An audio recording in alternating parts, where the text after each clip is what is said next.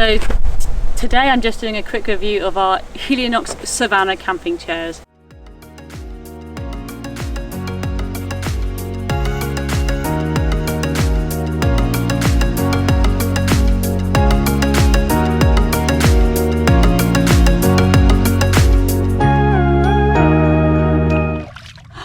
Oh, you absolute twat.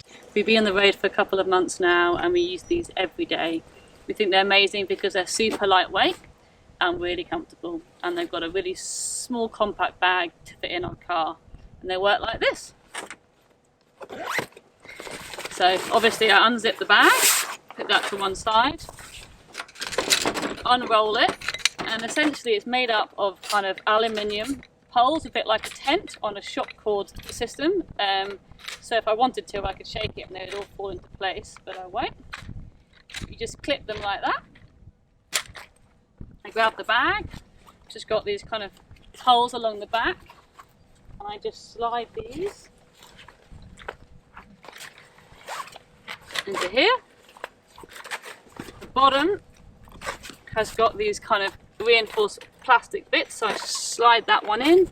The last one's always that little bit tougher. So there's tension, and I'm done. Quick, easy, voila. So we did quite a lot of research into our lightweight camping chair because we are using it every day, and we chose the Savanna Helinox chair for a number of reasons. The main one being it's got a high back. A number of the lightweight camping chairs have got low backs, but this one allows you to really lean back and have a nap if you want to. Two, it's got these armrests. They don't look like much, but they are perfect for just kind of resting your arms like this.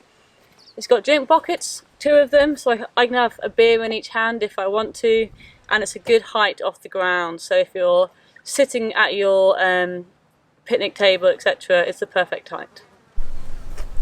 So the chairs being so lightweight, one of the only annoying things is they can often blow over in the wind. But they've got a good hardy fabric and mesh. They would dry pretty quickly in the wind, and if it's really hot, they're pretty good here too. They're only 1.8 kilos, which is why they can blow over. You can also buy feet, so if you're going to the beach, you're not going to sink into the sand, although we quite like sinking in, and then you can angle them forward or backwards. We also means you can lift them up really easily, so when they're packed up we often carry them with us to the beach or to watch a sunset, which we didn't do in the past. Now, although the pack up and set down time isn't too bad, it obviously is a bit longer than your normal folding chair, but one thing we often do is just slide it under the car, and if you need to, you can just detach the legs so the doors don't get in the way and it's not going to go anywhere. Because of the material, it wipes clean pretty easily and it's going to dry pretty quickly, so if it rains you're all good. So packing it up is also really easy. I use my bag as a pillow, so I take that out, and it's essentially just the reverse of putting it together. So I unclip the bottom, pull it out the top. I like to use a table to help with the folding, because you basically fold in the sides of the chair and the bottom, and then I dismantle the legs in exactly the same way. There are a few different techniques for this. Me and my partner race, I often win. Sometimes I do end up hugging the chair to keep all the legs together, but it's pretty easy like that. Put it on the chair and just roll it up.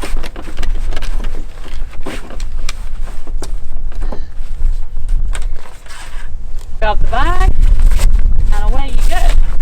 One of the good things about the bag is, whilst it's lightweight and compact, it's not too small that you can't fit it back in easily. So I put it in,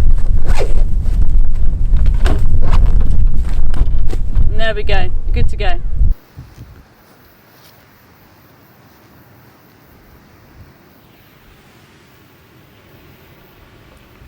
Overall, we love these chairs. We think they're great for overlanding, as they're the perfect balance of being lightweight but also extremely comfortable. They are quite expensive at $250, and if I wasn't using it every day, would I buy one? I'm not sure, but for us, the pros outweigh the cost.